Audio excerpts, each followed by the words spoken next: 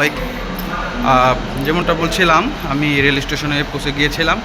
পৌঁছে যাওয়ার পর আমি ডিসপ্লেতে দেখলাম আমি যে সাউথ ওয়েস্টার্ন রেলওয়েতে করে বেজিং স্টক থেকে পোস্টমাউথ যাব।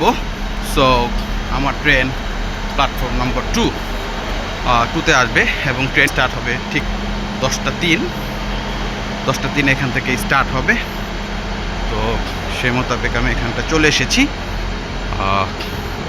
এখানটা অনেক প্যাসেঞ্জার সবাই এখানে অপেক্ষা করছে এবং এখানটায় মোটামুটি সবাই এখানে অবস্থান নিচ্ছে। এবং আমি যদি একটু সামনে আগাই, সামনের দিকে একটু এগিয়ে যদি একটু দাঁড়িয়ে থাকি, আমার মনে হয় একটু ভালোই হবে। এবং ট্রেন স্টেশনে সামনে দেখুন এগিয়ে যাচ্ছি। আমার ট্রেন 10টা 3-এ ছাড়বে। এখন আরও 15 মিনিট বাকি। 15 মিনিট পর আমি ট্রেন উঠতে পারবো, ট্রেন এখানটা চলে আসবে। সো আমি এখন প্ল্যাটফর্ম 2-তে আসছি। এক স্কিপ করেছি। এটা হলো প্ল্যাটফর্ম 2-এর অনেকে এখানে অবস্থান নিয়েছে, বসে আছে, অপেক্ষা করছে। তো এখানটায় আমি ট্রেন স্টেশনের দিকে এগিয়ে আছি এবং ট্রেন যখন আসবে আমি ট্রেন উঠে যাব।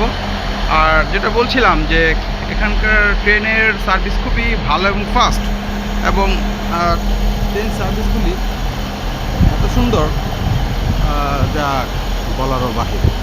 তারা খুব ফাস্ট এবং খুব টপ সার্ভিস প্রোভাইড করে থাকে এবং খুব স্পিড এবং অন টাইমে ক্লাস করার জন্য সময় উপযোগী বলা যায় অ্যাজ ওয়েল।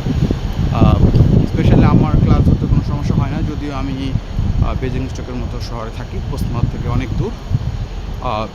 তারপরেও আমি ক্লাসে অন টাইমে অ্যাটেন্ড করতে পারি। এটা আমার জন্য তেমন কোনো প্রবলেম হয় না, বিকজ অফ রিজন ইংল্যান্ডের train service fantastic in one word. আমার ভীষণ ভালো লাগে, স্পেশালি যখন ট্রেনে করে নির্দিষ্ট সময়ে, নির্দিষ্ট টাইমে, নির্দিষ্ট জায়গাতে রিচ আউট করতে পারি। এটা খুবই একটা ফ্যান্টাস্টিক একটা বিষয়, খুব ভালো লাগে। তো